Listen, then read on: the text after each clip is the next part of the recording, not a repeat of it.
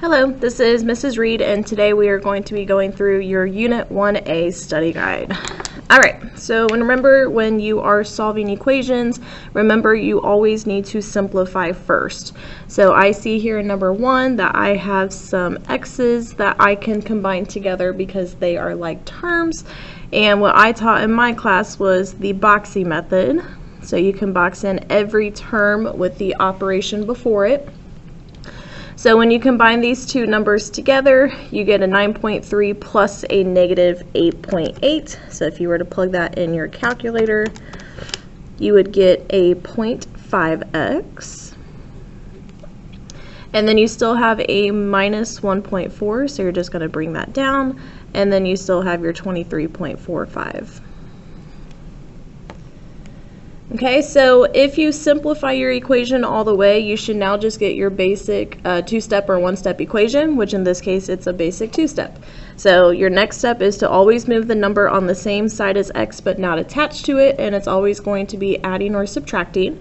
So I'm going to move this 1.4, and the opposite of subtracting 1.4 is adding it.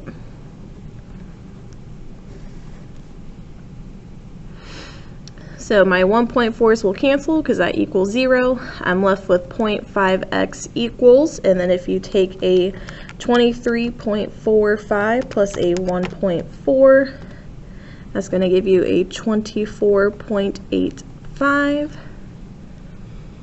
And then your last step to get x by itself is to divide by this 0.5 on both sides, because the 0.5 and x are multiplying, so the opposite of multiplying is dividing. So 24.85 divided by a 0.5 gives us a 49.7.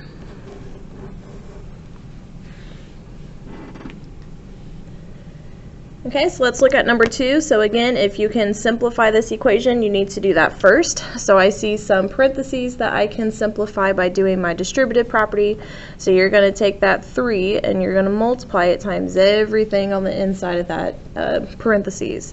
So your 50 is going to stay, and your negative 10 is going to stay.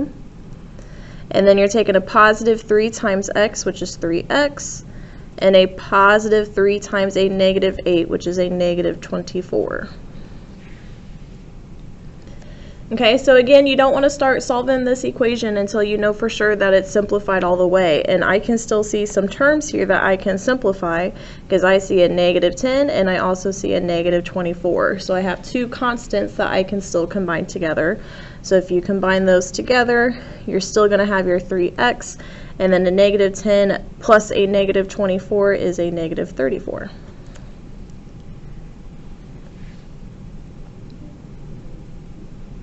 Okay, so now it's just your basic two-step equation. So I'm going to move this minus 34 first. So the opposite of subtracting 34 is adding it.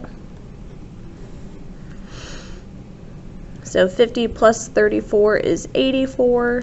And then I still have my 3x, because these 34s will cancel because that equals 0. So our last step to get x by itself is to divide by this 3 on both sides. So in our calculator, if you were to take 84 divided by 3, you get 28.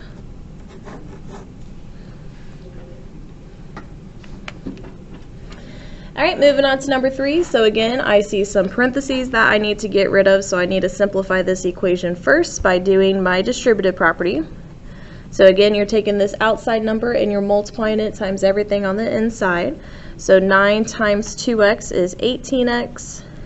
9 times 3 is 27, and then you still have the 12x plus 15 on the right side because there is nothing to simplify on the right.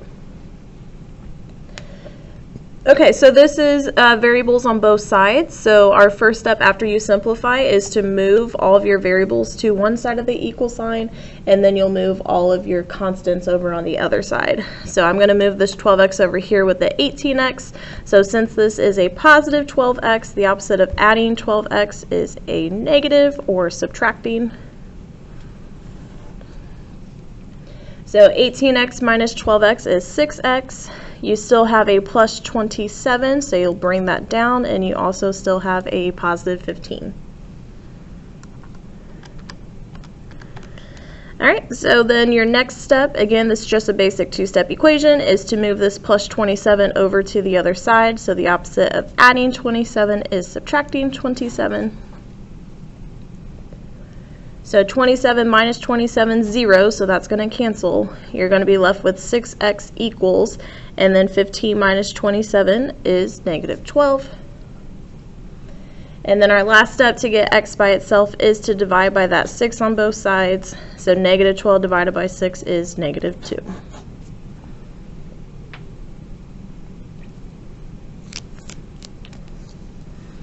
All right, moving on to number 4. So again, I see parentheses that I need to get rid of, so I need to do my distributive property.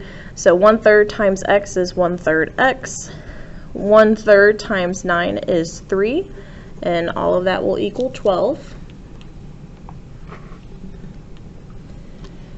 All right, so just your basic two-step equation. So I need to move that plus 3 over to the other side. So the opposite of adding 3 is subtracting 3.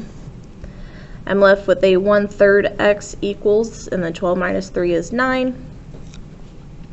And then remember to get rid of a fractional coefficient. Instead of dividing by 1/3 on both sides and dividing by a complex fraction, the easiest way to do this is to just multiply by its reciprocal. So remember, guys, reciprocal means flip. So the reciprocal of 1/3 is 3 over 1, or in other words, just 3. So you're going to multiply by the reciprocal on both sides, because a fraction times its reciprocal is 1. So you're just going to be left with x equals, and then 9 times 3 is 27.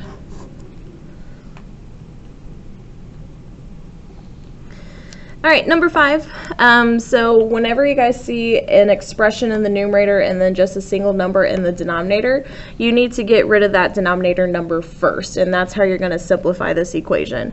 So remember, to get rid of this denominator, the fraction bar means that this expression is dividing by 2. So if you want to get rid of that 2, the opposite of dividing by 2 is multiplying by 2. So you're going to multiply by 2 on both sides, and it's of the entire thing. So you have to put parentheses around everything, and then you're going to be multiplying by that 2 on both sides. Okay? So on the left, when your denominator was 2 and you're multiplying it times 2 in the numerator, these 2's are just going to cancel. So all that you're left with is what's in the numerator, so 4x minus 6. And then over here, you're just doing the distributive property backwards. So you're taking 2 times 9, which is 18, and 2 times a negative x, which is a negative 2x. Okay, so now that you got rid of that denominator, now it's just a basic equation with variables on both sides. So again, if you have variables on both sides, your first step is to move a variable to the other side. Does not matter if you move the 4x over here or if you move the negative 2x over here. So I'm going to move this negative 2x over here with the 4x. So the opposite of subtracting 2x is adding 2x. So a 4x plus a 2x is a 6x. We still have a minus 6, and we still have that 18. Okay, basic two-step equation. So opposite of subtracting 6 is adding 6. We are left with 6x equals a 24. And our last step to get x by itself is to divide by 6 on both sides. So 24 divided by 4 is 4.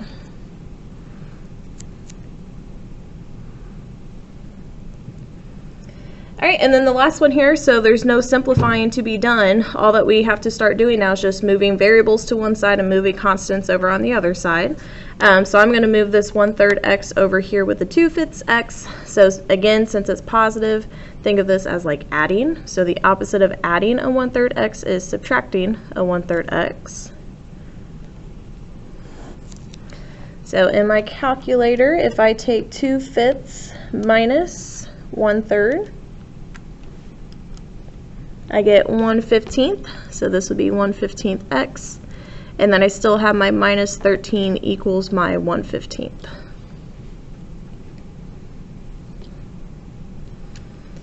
Okay, next step, since this is just a basic two-step equation, is I have to move this minus 13 over to the other side. So the opposite of subtracting 13 is adding 13. So I'm going to still be left with a 1/5 x, or 1/15 x over here. And then on the right side, if I take a 1/15 plus 13, that gives me a 196 over 15. And then remember, guys, to get rid of a fractional coefficient, just multiply by its reciprocal on both sides. So the reciprocal of 1 over 15 is 15 over 1, or in other words, just 15. And when you solve this, 196 over 15 times 15 is going to be that 196.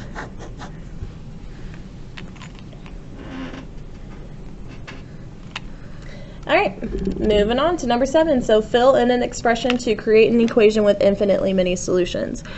So remember, guys, you need to know the characteristics of no solution, infinitely many solutions, and one solution. So when we talk about infinitely many solutions, you have to have same coefficients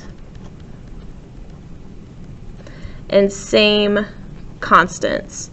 So essentially, whatever your left side is, it has to equal your right side. So if we're telling you guys to fill in an expression to create an equation with infinitely many solutions, just rewrite what we have.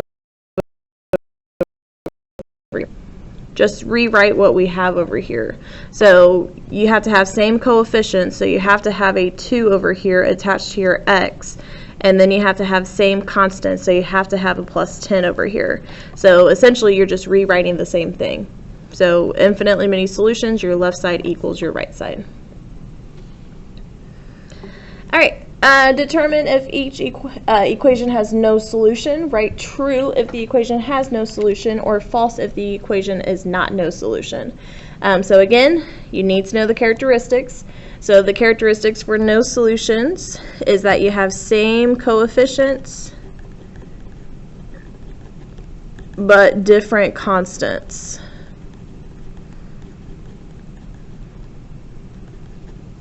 Okay, so same coefficients, different constants. So let's look at the first one. Okay, always look at your coefficients first. So your coefficients are numbers attached to variables.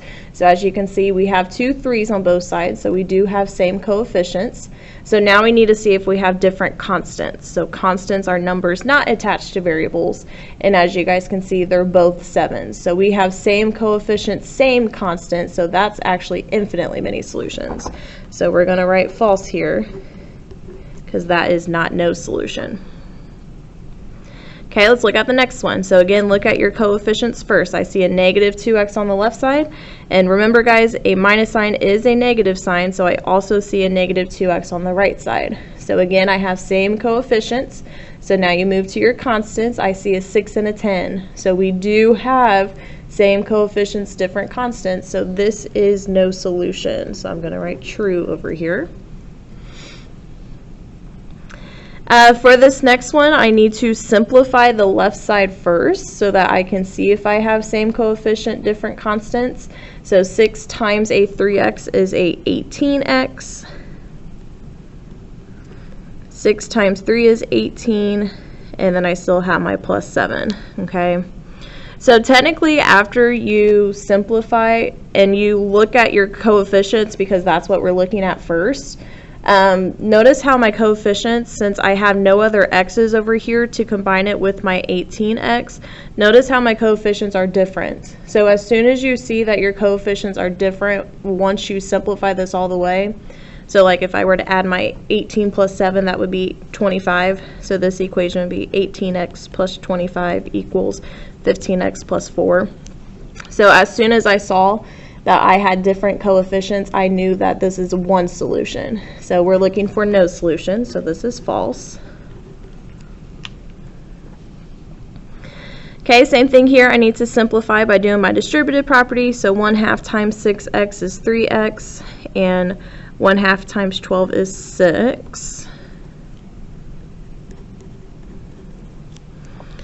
Okay, so we're looking at coefficients first, so we're looking at same coefficients, and again, I have a 3 and a negative 12, so those are definitely not the same, so that means this is not no solution, it's one solution. So this is false again. All right, and then letter E, again, I can simplify my right side of my equal sign by combining my two x's here together, so 5x plus a negative 6x is a negative x. So on the left side we have 3 minus x. On the right side, we have 2 minus x. Okay, so let's look at our characteristics. So same coefficients, so numbers attached to variables. Remember, if there's nothing there, that just means that there's ones there. So I do have same coefficients, they're both negative ones. And then let's see if we have different constants. Yep, I have a 2 and a 3, so they're different. So this is no solution. So whenever you guys get to these problems, you need to simplify them first before you look at the characteristics, okay? All right, backside. Will the expression create an equation with one solution? Write yes or no on the line. So the characteristics for a one solution is you just have to have different coefficients.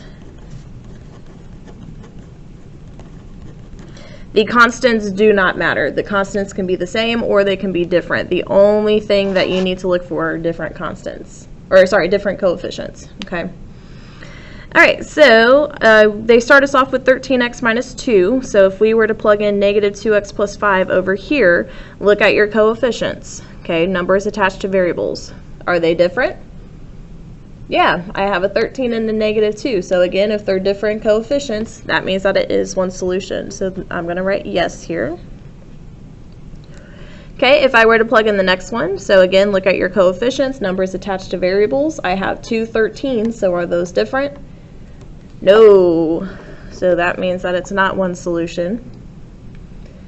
Next one, again guys, if you can simplify, you need to simplify first. So I can simplify my negative 15x and my positive 2x to get a negative 13x minus 4. So again, I'm looking at my coefficients. I see a 13 and a negative 13, so they are different coefficients. One positive, one's negative. These are different numbers, so this is going to give me one solution. All right, and then my last one after I simplify it, so again, do your distributive property.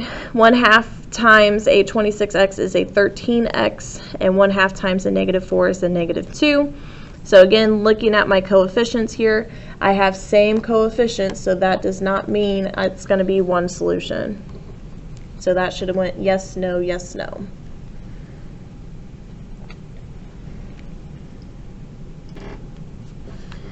All right, number 10, solve the equation 7x plus 5 equals 5 plus 7x. And then they give us multiple choice answers, okay? So my advice is to obviously solve this first, okay? So I'm just going to do it off to the side over here. So 7x plus 5 equals 5 plus 7x. And again, guys, before you start solving an equation with variables on both sides, look for those characteristics so that when you guys get done, you know what kind of answer you're going to get. So the first thing that you always want to look at are the coefficients, so the numbers attached to variables. So notice how my coefficients are the same. They're both 7s. Okay? Then you look at your constants. These are both 5s.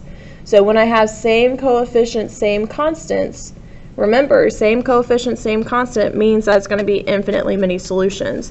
So I know, based off of these answer choices and based off of the characteristics of that equation, that it should be letter C. Okay, but let's just continue to solve it to see if it is that 5 equals 5.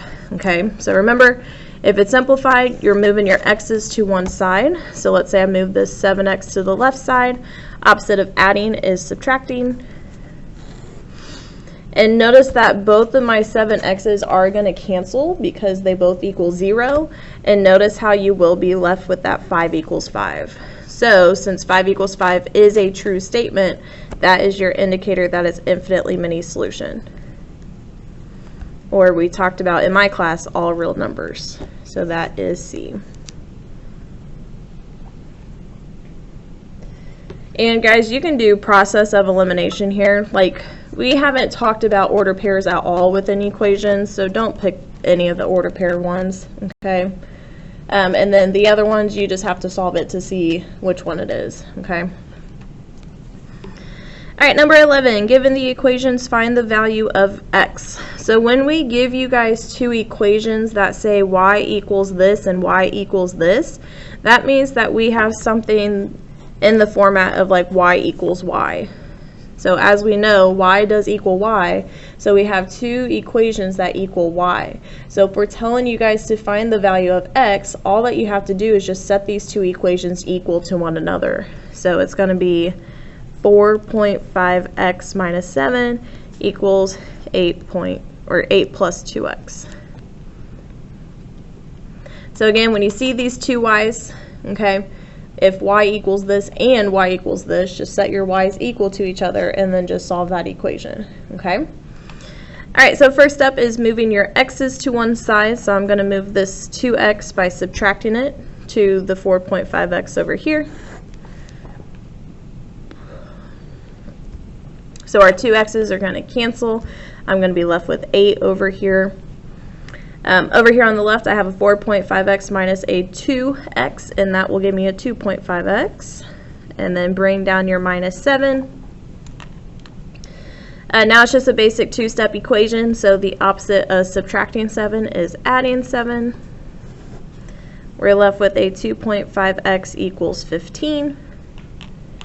And then our last step to get x by itself is to divide by that 2.5 on both sides. So 15 divided by a 2.5 equals 6. So the value of x is 6. All right, and then the last one here, number 12, Debbie and Cindy solved the same equation. One of them solved the equation incorrectly. Identify which student made the error and explain the mistake. Okay, so let's start with Debbie. So they both have the same equation. The first thing that they had to do was combine like terms, so they had to combine a negative 4x and a positive 12x.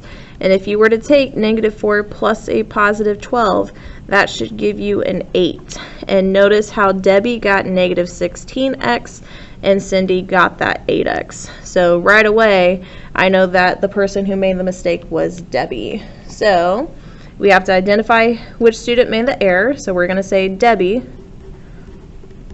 made the error.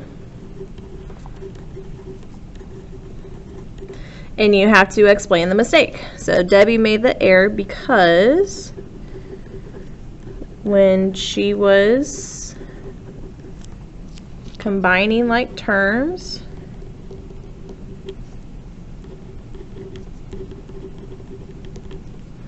of negative 4x and 12x, she got negative 16x when it should be 8x because negative 4 plus 12 equals 8. Okay, so I know in my class I talked about using complete sentences. Okay, you're not texting me. You're using complete sentences.